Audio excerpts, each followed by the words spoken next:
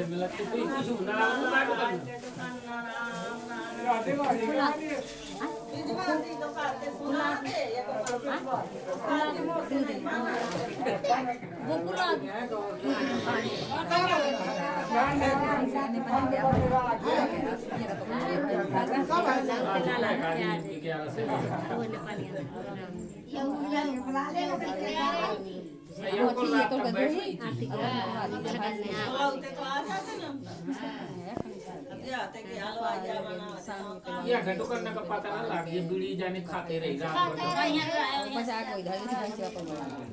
हमको भूख लगी रही तो खा लिया फोन करे दूध मंगा पेट तो दूध मंगा दूध तू मंगा दूध भूख खुला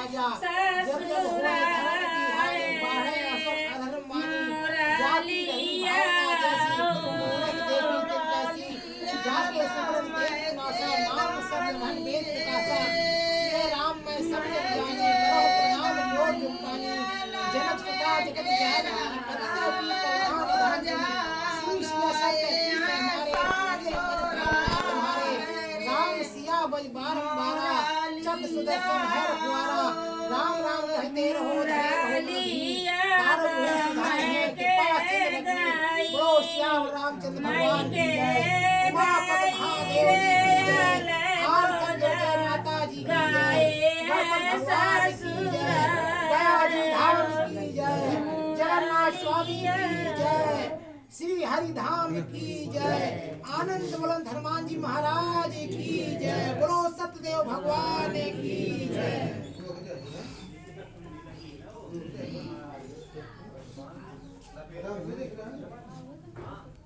कर दिया तिलक।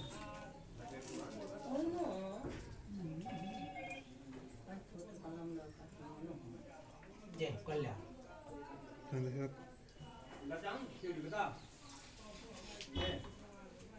ओम हरि ओम कस्तूरी तिलकम लाल पटले वक्ता धरे कौतुक सागर। ओम हरि ओम वरदारा चिकरदा वरदा भवन कल्याण। आओ तुम तो भले बिराजे जी ठाकुर भले बिराजे जी ओडिशा जगन्नाथपुरी माँ भले बिराजे जी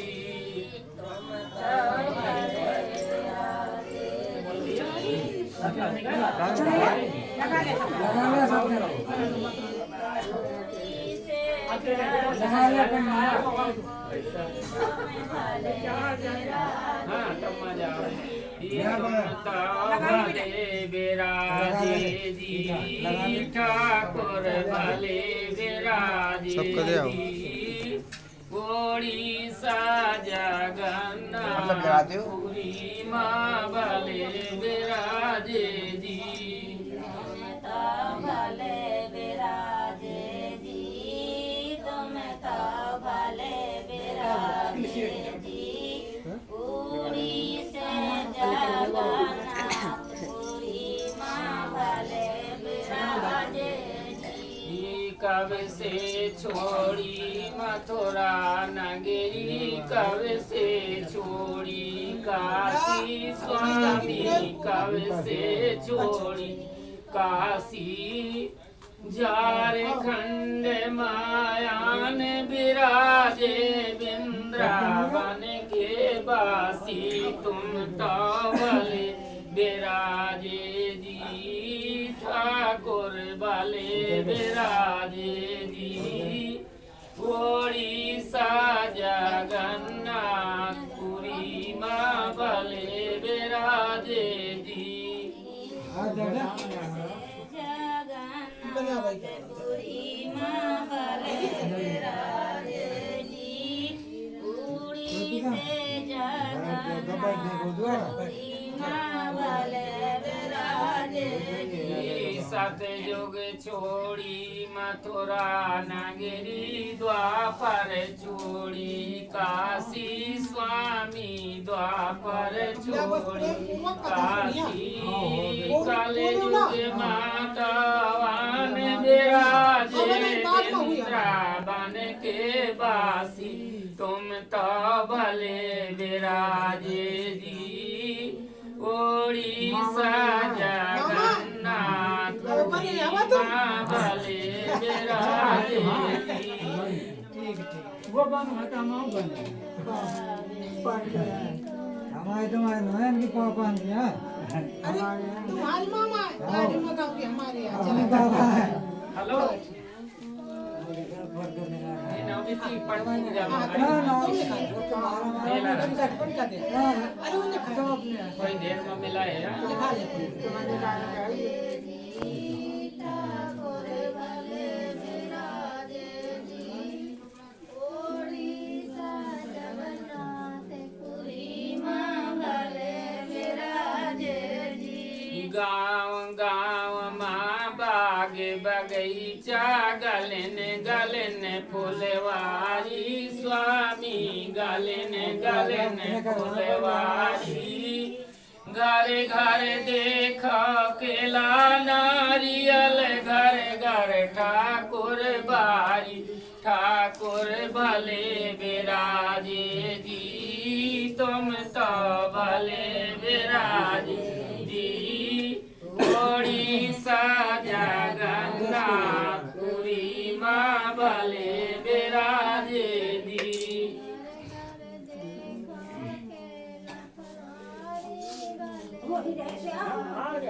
क्या ताज का जो है ताज हाँ तो गए अब लोग कहाँ ताज रहे बंद कर लो। अच्छा इसमें पावडर लगाओ तो नहीं वो तो ऐसे हो जाएगा थोड़ी देते ताज बंद कर मैं फोटो लगा रही हूँ।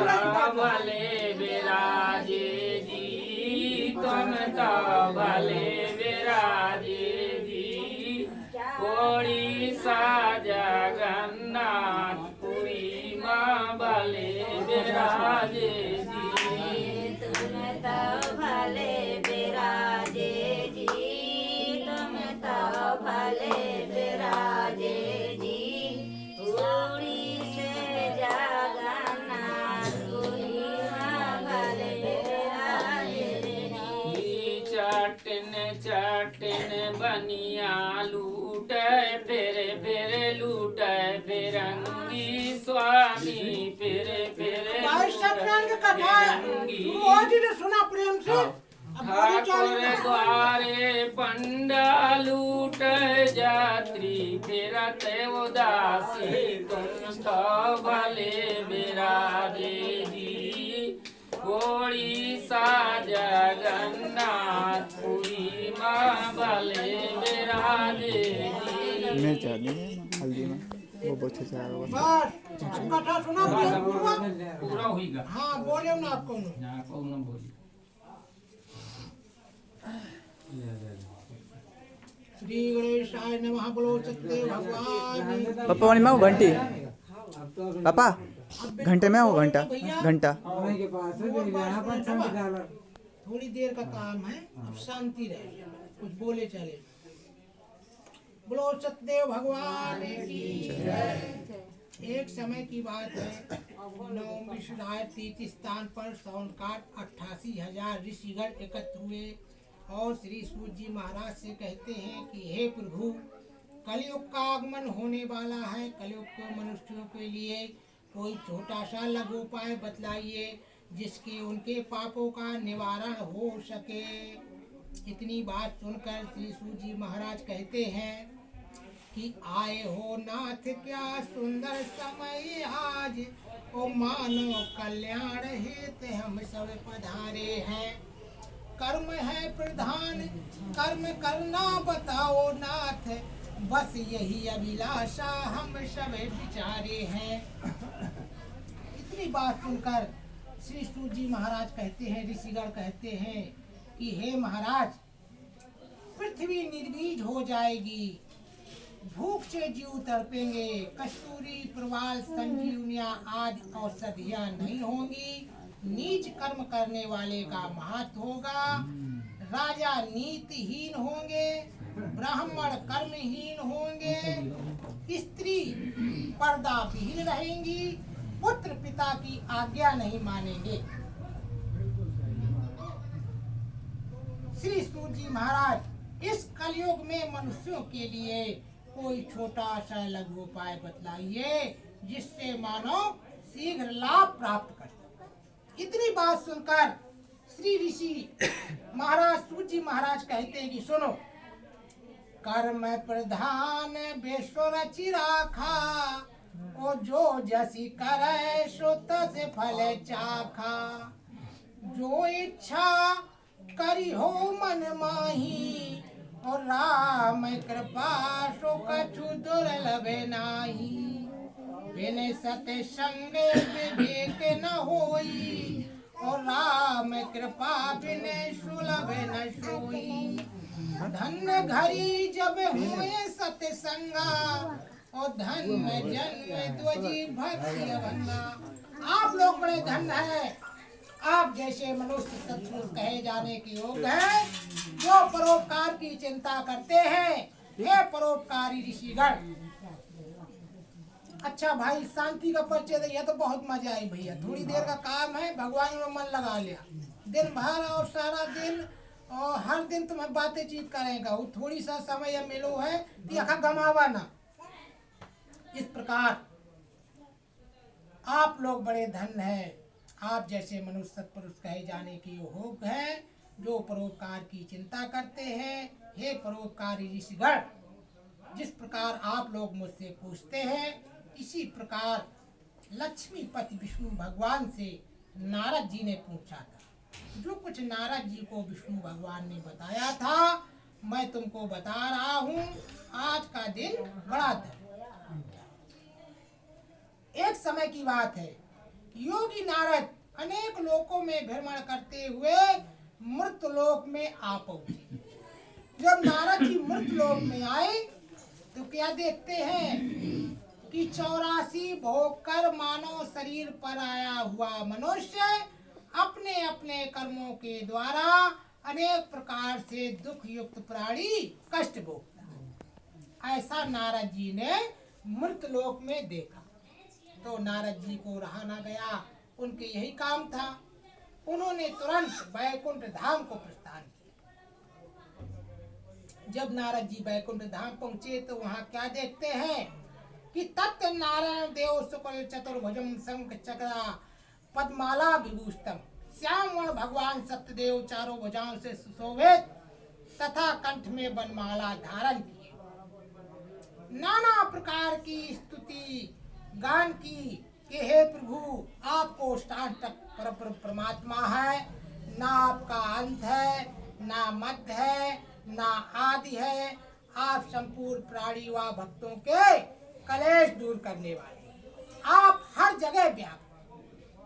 लोचन विरामातन घनिश्यामा निजायत भुच्चारी भूषण मनमाला नयन विशाला शोभा सिंध खरारी।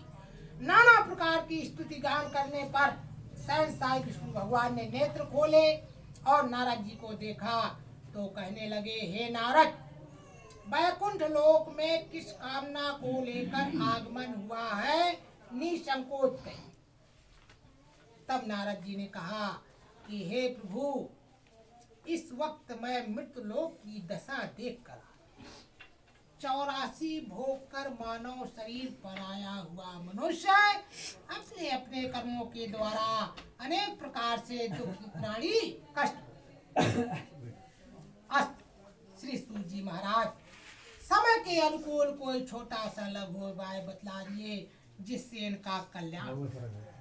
नारद जी कहते हैं कि कलयुग में धन का अभाव रहेगा, इसलिए ज्यादा खर्चा भी ना पड़े और मनुष्यों को ज्यादा लाभ मिल सके। ऐसा कोई छोटा सा व्रत बताइए जिसमें खर्चा कम हो, फायदा ज्यादा हो। इतनी बात सुनकर सत्यदेव भगवान बोले, हे नारद, तुम्हारे प्रेम वश मैं बता रहा हूँ। भगवान ने कहा कि हे नारद, साध हृदय वाले लोक हित की उपकार की भावना रखते हुए तुमने कष्ट उठाया है, किंतु जो व्यक्ति साधु प्रकृति वाले होंगे वह मोह से मुक्त होकर संसारिक सुख भोग कर अंत में शांति पाएंगे। तो नारद जी ने कहा, ये तो साध हृदय वाले के लिए हो गया, परंतु उन मनुष्यों के लिए भी तो कुछ बताइए। नारद जी कहते हैं कि भय बेकल खग मृग यही भांति, ओ अपर कथा कैसे कही जाती, या कलिकाल कठिन और गारी, ओ पाप परायण सब नर नारी। उन मनुष्यों के लिए भी कुछ बताइए जिनसे उनका लाभ। इतनी बात सुनकर भगवान कहते हैं कि हे नारद, तुम्हारे प्रेम वश में बता रहा हूँ, जो महान पुण्य तथा कल्याणकारी व्रत है, जो स्वर्ग तथा मृत लोक में दुर्लभ है, इससे बढ़कर कलयुग में और कोई दूसरा व्रत नहीं है। इसका प्रमाण भागवत में दिया गया है। ये लंबी कथा है, परंतु इसका प्रमाण सत्यदेव भगवान की कथा का प्रमाण विशेष से भागवत में दिया गया, परंतु मैं संक्षेप में कहता हूँ ध्यान पूर्वक। जो व्यक्ति सत्य व्रत सत्य आत्मा में धारण करके मेरा विधि विधान से पूजन करेगा, वह संपूर्ण सुख भोग कर संसारिक सुख भोग कर अंत में सत्य धाम को पाएगा। इसमें कोई दो राय नहीं। इतनी बात सुनकर नारद जी कहते हैं, हाथ जोड़कर खड़े हो गए कि ठीक है प्रभु, परंतु मनुष्य किस प्रकार ये व्रत करे, कैसे ये व्रत करना चाहिए, कब ये व्रत करना चाहिए, और भगवान ने उसे क्या फल दिया, किसने ये व्रत किया, ये सब हमको विस्तार। इतनी बात सुनकर सतदेव भगवान कहते हैं, सुनो, सौभाग्य सर्वस्त्र विजय प्राप्तम। भगवान बोले, हे नारद, दुख शोक नाश करने वाला, धन धान की वृद्धि करने वाला, सौभाग्य तथा सर्वस्त्र विजय देने वाला, जिस किसी दिन मानव की श्रद्धा भक्ति हो, उसी दिन भक्ति श्रद्धा को समान रखते हुए संकल्प करें। परंतु नारद जी, आप जानते हो कि आदर की चूनी भली, जो पर से चितलाए, बिना आदर मेवा मीठा नहीं सुहाए। दुर्योधन घर मेवा त्यागी, साग विदुर घर खायो, सबरी के वेश सुदामा के तंदुल, रुच रुच भोग लगाए। परंतु नारद, एक बात मेरी ध्यान रखना, भक्ति श्रद्धा में अंतर ना आने देना। भाई आपके अंदर भक्ति तो है, परंतु आपने जो कह दिया कि भाई दुकान में जाके पूजा वाली छोटी छोटी सुपारी लाना, तो ये श्रद्धा खत्म हो गई। भक्ति तो भाई तुम्हारा, परंतु श्रद्धा खत्म। भक्ति श्रद्धा को समान रखते हुए संकल्प करें और इष्ट मित्रों सहित कथा श्रवण। इष्ट मित्रों सहित, ये नहीं है कि अकेले सुन लिया, इष्ट मित्रों सहित कथा को श्रवण करें, भक्त पूर्वक सबको प्रसाद वितरण करें, कुल पुरोहित को दक्षिणा दे, स्वयं प्रसाद ग्रहण करें।